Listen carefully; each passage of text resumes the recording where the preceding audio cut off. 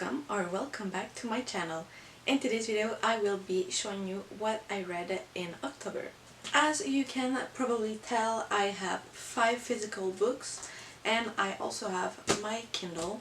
I was able to read 7 books this month, which is quite good in my opinion. And in those 7 books, 2 of them were arcs and one of those is already out. I will start with the first arc. It is Heir of Fate and Flame. This is the second book in a series and I also received the first one as an arc. This picks up right where the first one ends and it mostly follows, well, the 2 main characters from the first book, but also another one that was more of a side character and is more present in this one, and also someone else that we didn't see in the first one but is now one of the main characters in this story. I gave this book 3.75 out of 5. I won't say too much because it will spoil the first book, but I was really glad that we could see both the main characters in this book. One of them, it didn't end well for that character in the first one, and we saw everything that was happening to him in this book, and I feel like it brought something to the story to see what happened and not just hear afterwards what happened. We also saw a bit more of the dragon, but they call it a Viverna in this. At first I thought it was a bit useless, but then it came clutch in the story and it was really great. I almost liked the story about the 2 other characters better than the one about Drew and Marcus, because at some point Marcus was kind of pissing me off. He was mad at Drew for something, but it didn't really make sense for me, and when he opened his eyes it wasn't really at the right moment. I don't know, this part was written kind of weirdly, so it was kind of useless, or it could have been done differently, but yeah, my favorite characters were not the main one in this story. The next arc that I read is A Vow of Shadow and Blood. This is the first book in a series of 4 books and it's about human and vampires. In this story there's been a war and the human are slaves. They are either workers or blood slave. They work in blood houses, and the main character in this is one of the people working in a blood house. The vampire prince comes into this house and he chose her to be his personal blood person. There's a lot of things that happened before to go there, but I already talked about this book in my previous video about my how many books can I read in 24 hours, so I won't talk too much about this. I gave this book either 3.75 or 4, I still don't know, but I really enjoyed this. It was my favorite of the 2 arcs, and this one is already out since October 15. If you want more information, I would suggest to go watch my last video because I don't want to repeat myself and bore you. I don't know if I said it in my last video, but this book is available on Kindle Unlimited. This month I also read Not Quite Dead Yet. When I bought this book I said, oh, I thought this was supposed to be a brain, and when I looked at it all I saw was trees and a house. But yeah, it is supposed to be a brain, because in this story the main character, she was supposed to die, but her killer didn't really kill her, so now she's not quite dead, but she has 7 days to live now, and she wants to find out who tried to kill her. She has an aneurysm in her head, so her brain will be the thing that kills her in the end. A lot of things that I didn't like through the books were changed at the end, because everything that I was like, oh, she's dumb for this, or oh, this doesn't work, or blah blah, at the end everything was resolved, or brought to another light, so I didn't have a lot of bad things to say about that.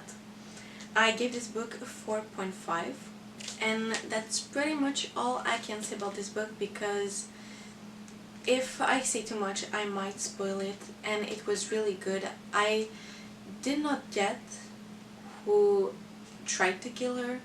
At the end I was surprised.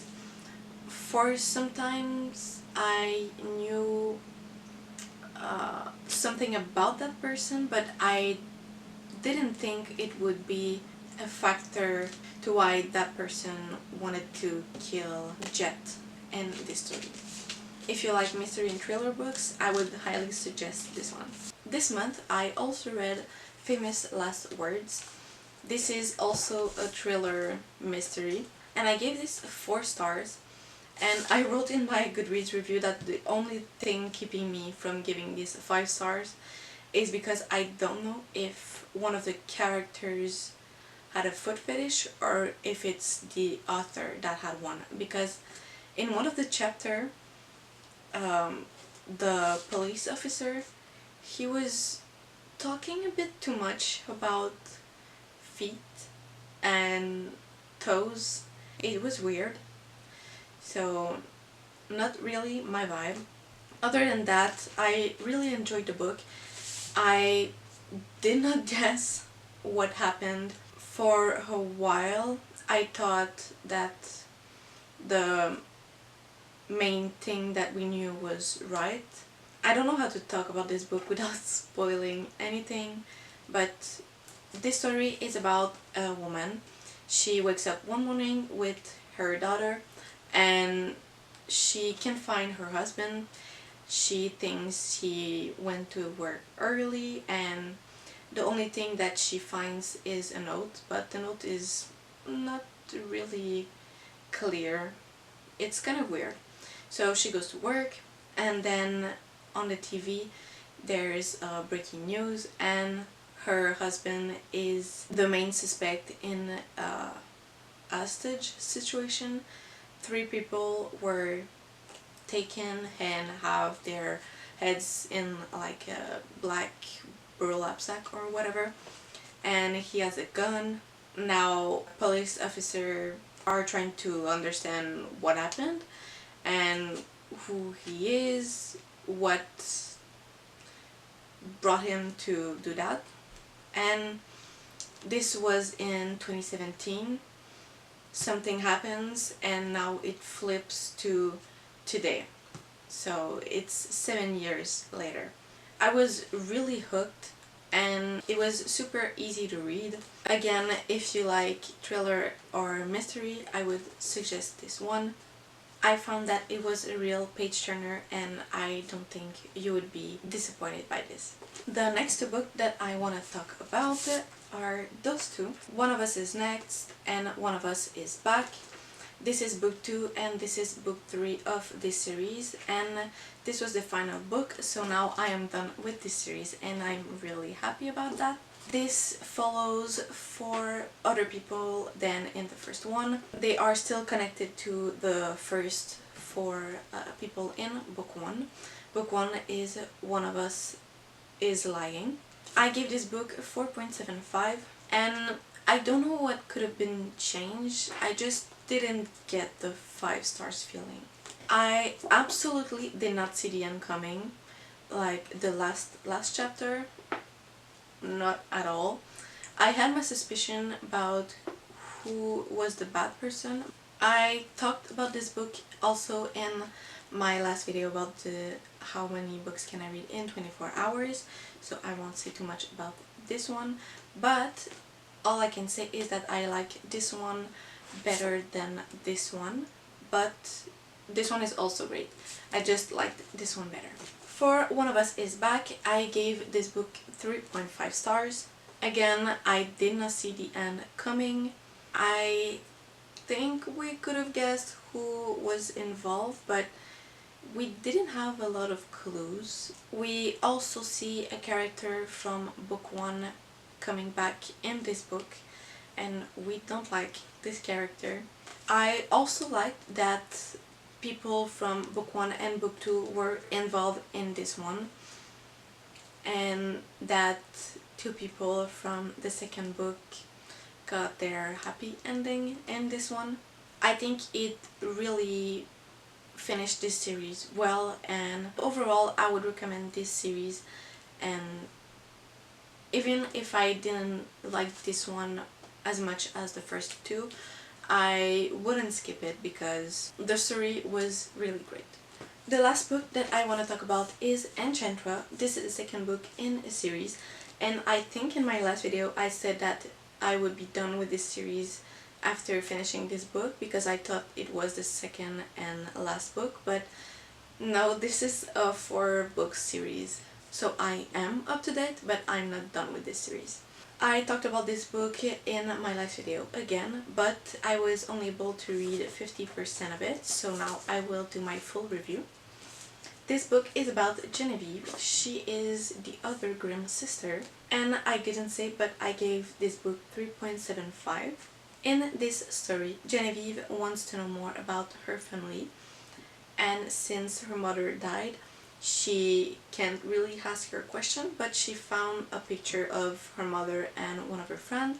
She wanted to meet this friend to ask more questions, and she went to Italy to do that.